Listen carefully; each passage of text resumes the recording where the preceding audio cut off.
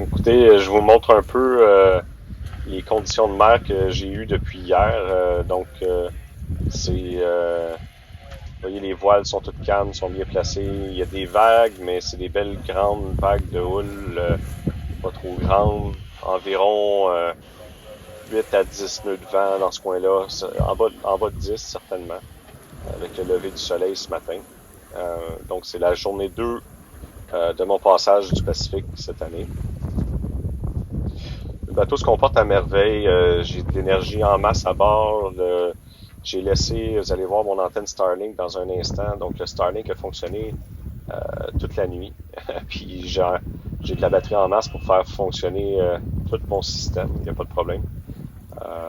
Évidemment, le Wattensea m'aide beaucoup là, à générer cette puissance-là. Ce matin, il y avait quand même 200 ampères, 209 ampères de baissé là, sur le système du bateau. Donc, ça valait la peine de mettre l'hydrogénérateur à bord, même si je vais pas très rapidement, puis c'est pas idéal, ça donne quand même 2-3 ampères de plus. Un tour rapide des systèmes du bateau.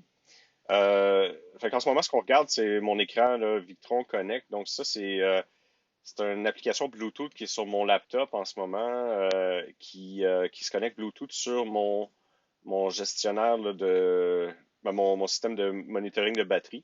Donc, on voit que mon voltage à l'heure actuelle est à 13,45. J'ai 25, 24 ampères de courant net qui rentre. Fait que ça, c'est la charge nette de la batterie. Donc, le bateau consomme environ 14 ampères. Ça veut dire qu'en ce moment, je produis environ 36-37 ampères là, de courant dans le bateau, 330 watts. Ça, c'est la puissance nette. Là, on voit 0 ampère ici parce que ça s'est reseté. Cette nuit, quand je me suis réveillé ce matin, j'étais à moins 209 ampères pour ma nuit. Ça, c'est le système du bateau qui a fonctionné au complet. La recharge de toutes le frigidaire. Le système de bateau, ça veut dire que j'ai mon radio AIS, mon radio VHF normal, le GPS, le chart plotter, l'autopilote, le frigidaire, les lumières de navigation, puis iPad, MacBook et téléphone. Donc, c'est ce que je charge dans le moment. J'ai fait fonctionner ça toute la nuit, puis ça a bien fonctionné. Puis dans le moment, tranquillement, pas vite, là, je suis en train de recharger mes batteries parce qu'il était quand même baissé beaucoup. En ce moment, j'ai les solaires qui chargent beaucoup, donc 387 watts sur mes panneaux solaires principaux, 187 watts sur les panneaux solaires.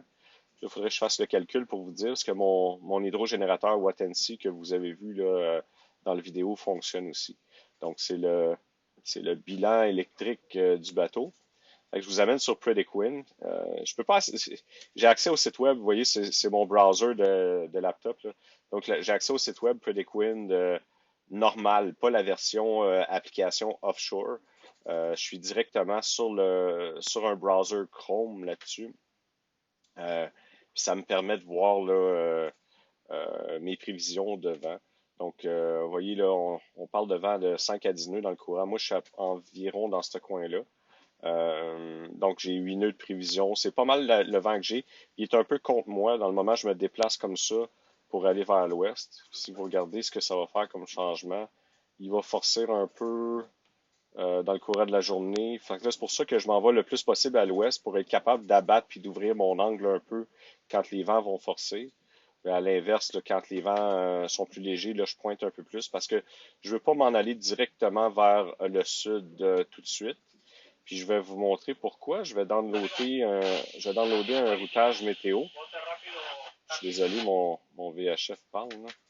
Si je m'en vais sur la page du routage météo, vous allez voir, tout ça se fait à travers le service Starlink Internet. Donc, je suis environ à 110 000 nautiques des côtes dans le moment. Donc, il est en train de calculer le routage météo pour me rendre de Puerto Vallarta, d'où je suis parti, jusqu'à Nuku'iva. On va voir qu'est-ce qu'il va nous sortir. Alors, voici la route. Fait que vous voyez que, bon, on part de Puerto Vallarta, on s'en va comme sud-ouest, comme ça. Puis avant de vraiment tourner vers le sud, il m'amène jusqu'à 126. Donc, dans le cas de la route bleue ici, qui est un modèle, là, je sais pas exactement lequel, c'est 123. Puis la route noire, c'est la route qui m'amène le plus à l'ouest. voyez, à 127. Donc, entre 123 et 127, il y a un virage vers le sud. Si on prend le bateau puis on l'amène, je peux-tu déplacer le bateau? Attendez, je vais me rapprocher un peu pour qu'on voit mieux. Voilà. Donc, si je prends le bateau puis je l'amène ici, vous voyez que ça m'amène le 18 avril. Donc, soit le 18 avril, je tournerai vers le sud avec la route bleue. Sinon, avec la route noire, c'est plus vers le 21-20 avril dans ce coin-là. Ensuite de ça, si je m'en vais là, voyez-vous, il y a quand même des vents qui sont intéressants, là. C'est pas du gros vent pour traverser la zone de convergence intertropicale, mais ça va être quand même des vents très adéquats, là. Je vais pouvoir sortir mon code zéro là-dedans si c'est pas trop instable, puis faire quand même du bon chemin là, pour m'en aller vers les îles. Vous voyez, ça forcit même un peu. Euh, là, ben, rendu là, c'est quand même assez fort, là. Fait qu'il y a vraiment une fenêtre d'opportunité. Mais évidemment, là, je regarde le 29 avril, puis je suis le 12 avril, donc je regarde 9 jours en avant. Je me fie pas trop à un forecast de 9 jours. Mais la route logique, cette route-là, c'est la route logique à suivre quand on sort de Vallarta pour aller vers Nukuiva. Fait que, vous voyez, la route directe est ici.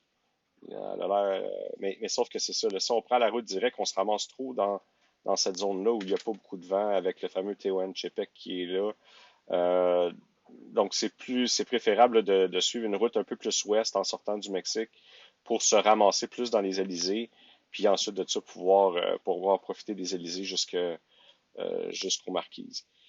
C'est la route que j'entends suivre. En fait, c'est la route que Prediquin me suggère. C'est la route que j'avais vue même avant de consulter Prediquin. Regardez ça comment c'est beau, ça ici là. Un beau 10 nœuds de vent comme ça, vent de travers, ça va descendre tout doucement.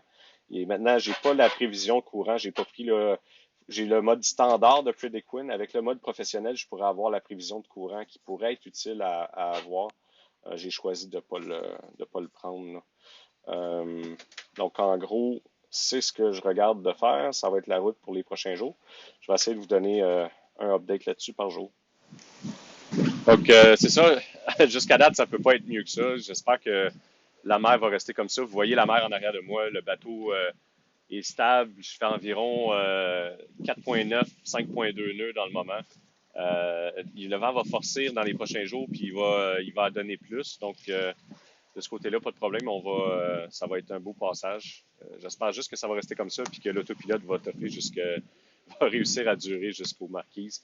À part ça, s'il n'y a pas de problème d'autopilote, ça devrait être un passage relativement facile. On n'est pas à l'abri d'une surprise jamais, mais j'ai travaillé fort pour que le bateau soit dans le meilleur état possible pour faire ce passage-là. Donc, je vais essayer de vous donner un update par jour sur la météo, sur la route, puis on va se reparler demain.